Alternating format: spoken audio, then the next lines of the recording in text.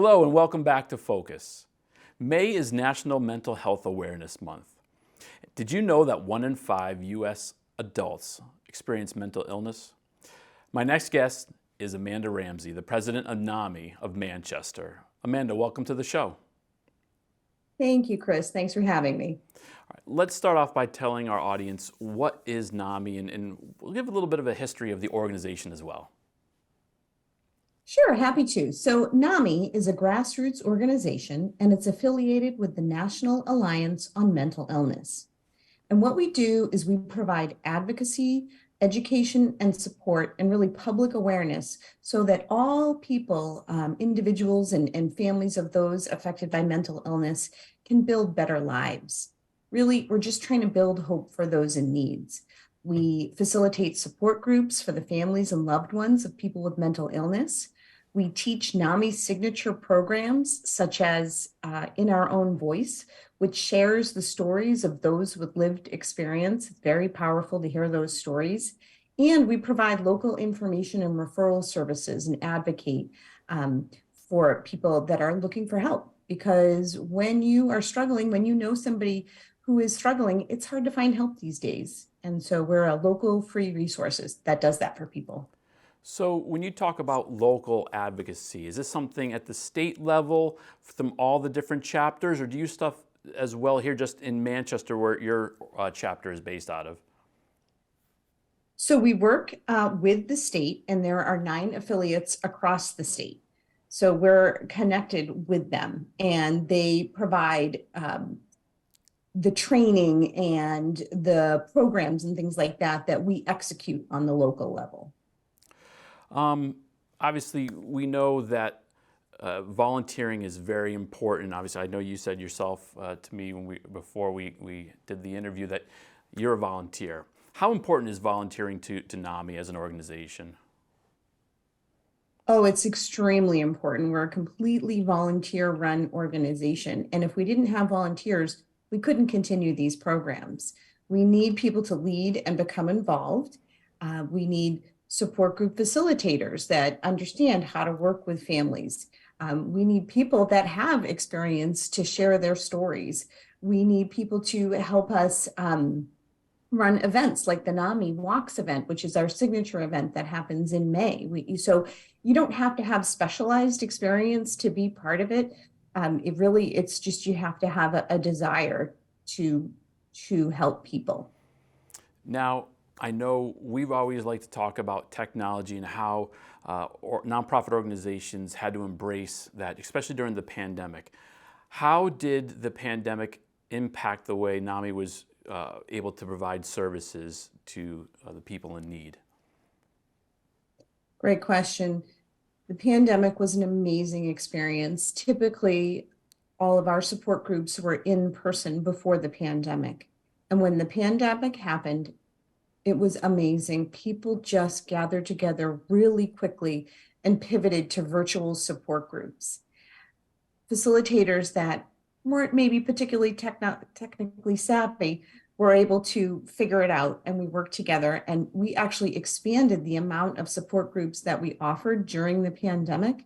And interestingly, before, where we would support people in Manchester and the surrounding areas, during the pandemic, we were able to broaden our reach across the state and get people in all the different corners of the state and in different corners of the United States. We had people from California, from New Jersey calling into our support groups because when you need help, it's hard to find. And so there we were all of a sudden available, and we were able to extend our reach, as I said, outside of the Manchester area and beyond in the United States.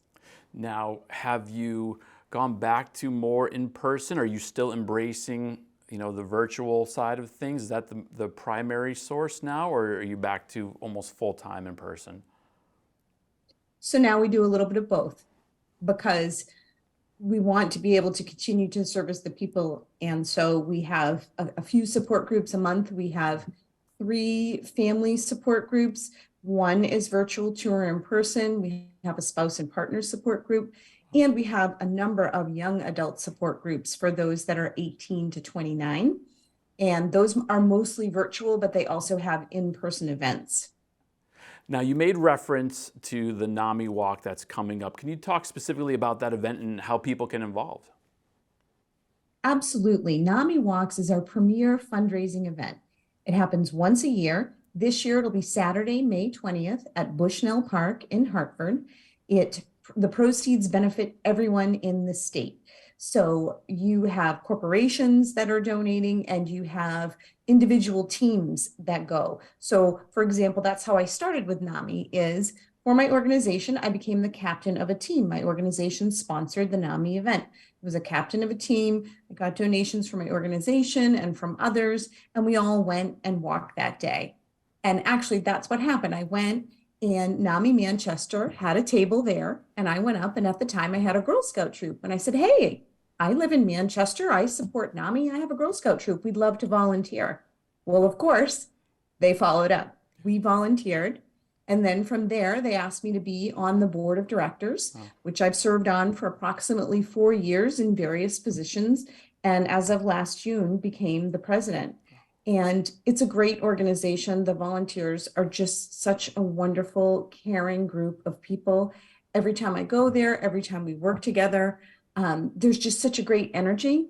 And so I encourage everybody to, find out more if you're interested.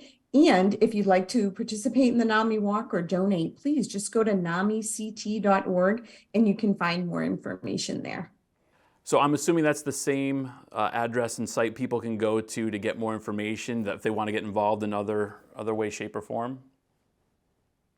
Absolutely. You can go to the website, namict.org. You can also follow Manchester on Facebook. So just NAMI Manchester, we have a page there, and we put information out daily on, well, not daily, but we put information out on a regular basis to share, things that we're doing and information just in general that, resonates with people, families, and those living with mental illness.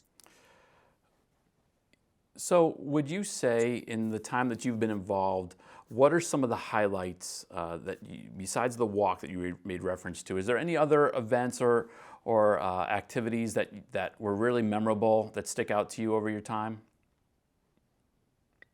Sure. The main thing that we do is offer the family support groups on a regular basis.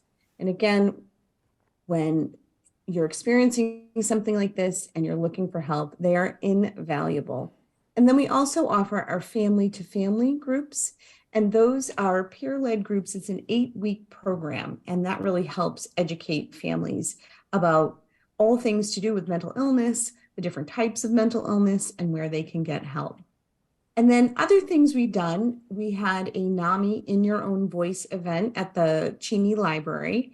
And that's where a few people came and they shared their lived experience. It's a great program. We had a gentleman with paranoid schizophrenia, and then we had another one with OCD. So interesting to hear their stories and how they're in recovery and how they've led great lives. Another program that we've done is create care packages for patients that are coming out of facilities. Say they've gone into an inpatient facility for whatever reason, and they come out and they need help and they need to know that they're still cared for. So we'll create a package, we'll put a journal in there to help them write. Perhaps it would have different a resource guide, places that they can continue to get help when they're released. Amanda, one of the questions we like to ask our guests is, what are you the most thankful for? We've gotten through the major pandemic that impacted us all, and obviously you talked about how it impacted your organization. What are you thankful for the most, and when you think back and reflect from the time involved in NAMI? That's a great question. And when I started in this role, it was because my employer offers mental health solutions to different organizations, other employers. And so I had a vested interest in it from the work that I did.